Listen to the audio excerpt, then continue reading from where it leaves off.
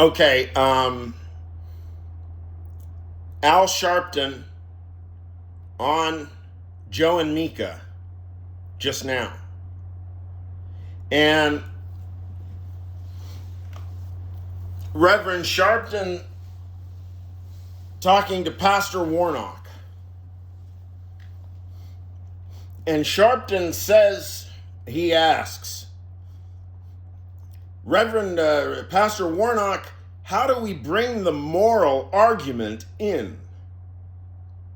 Because Sharpton had just gone through some rehearsal of ideas about that. What on earth has happened to our morality? There is some basic, even just as a human decency, human morality, just basic stuff that we all teach our children. The morality that we teach our children is not on display in Minneapolis. So here's an idea, and here's also the reason why y'all probably have your limits with folks like me. Okay, you have two religious professionals scratching their heads how to represent the moral element of what we're going through. As though there's not some common morality. Once upon a time, I suppose, if it were the march in Selma, first of all, there was Dr. King. So there was a very focused moral voice, religious voice, but also a religious message that resonated.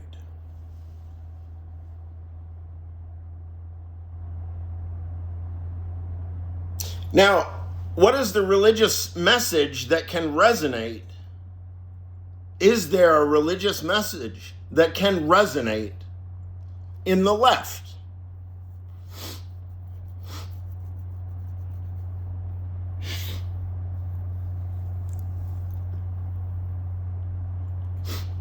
Please just take as an example, and I want this to be understood as an example. It is a special case of a general structure. I haven't thought about it that much. But what I'm thinking about right now, the example, it's taken me a number of years to even wrap my head around, personally. I said once to my psychoanalyst, I said, it appears to be that I'm a Christian atheist. That's a big problem. And he responded immediately. He says, why is that a problem? It took me half a second more. I got it. Ain't no problem. Is there precedent? Yes. Go talk to Simon Critchley, Slavoj Žižek, Alain Badiou. How about Jacques Derrida? Peace be upon him, he's no longer with us.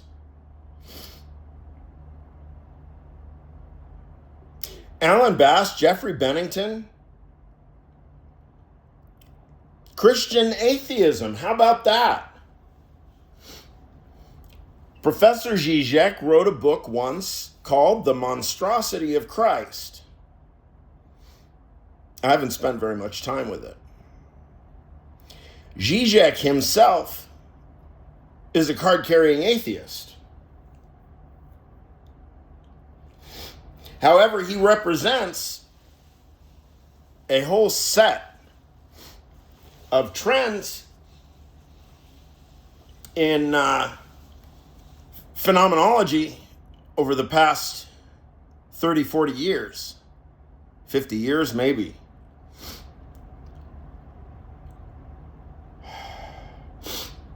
Of apparently secular religious thought that is in fact very deep. So,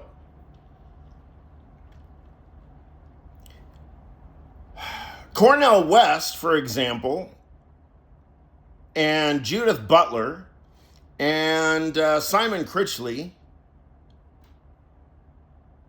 and throw in Alain Badiou, right? So, these people are cut from a particular cloth.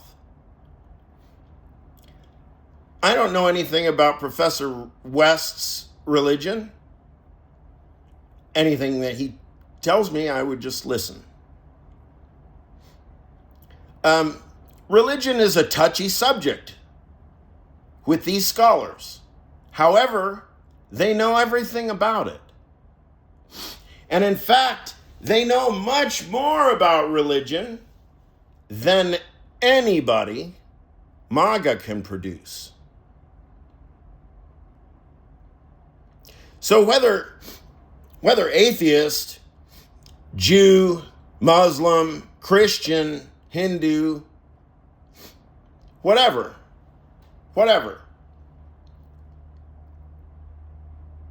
philosophers have ranks of all manner of gerrymandered, illegal configurations. If you bring into the discourse, you stuff that down the throat of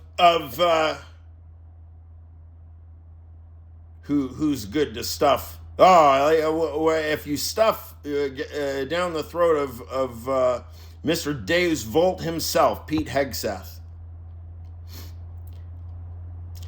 that person's mouth can be washed out with pure religion.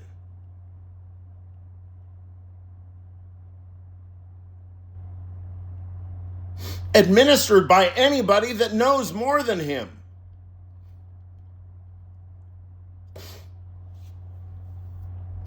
You don't need to be religious to be a religious thinker.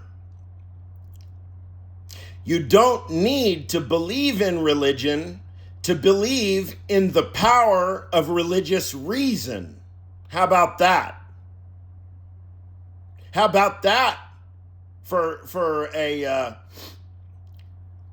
focal point, for a pros hen equivocal statement, pros hen equivocation.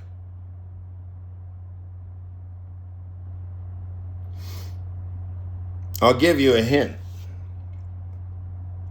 There are many ways of being.